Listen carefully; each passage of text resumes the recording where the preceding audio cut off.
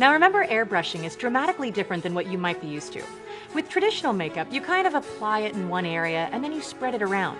But with airbrushing, you actually build coverage by going around your face in layers until you get the coverage you want. But before we go there, let me show you the basics of how you hold your Luminesse. You hold it just like this. You're going to want to rest the stylus between your thumb and your index finger, with your index finger placed right here on this button. This is called the trigger. You should be able to move the trigger back and forth easily. And it's universal. If you're left-handed, it's just as comfortable and just as easy. When you're holding the stylus, it's exactly like when you hold a pen or a pencil. This way, you're in complete control because you're holding it properly. Okay, this is definitely what you do not want to do. You don't want to hold it like this or like this, because if you hold it like this, you're not going to have as much precision over where your makeup applies. So if you're holding it properly, it's comfortable, easy to use, you're in complete control, and you'll get the results you want. Now the trigger on top controls how much makeup that comes out of the no mess tip.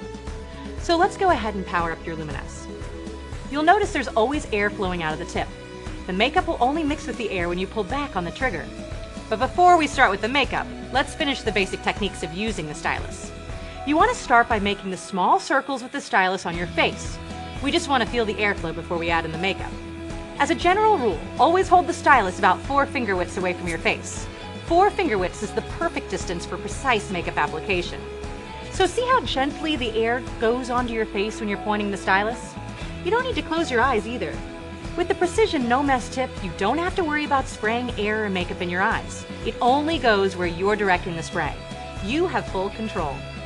Now, look closely here at the stylus, and you'll see 3 marks. The ideal position you want to pull the trigger to is between that first and second mark.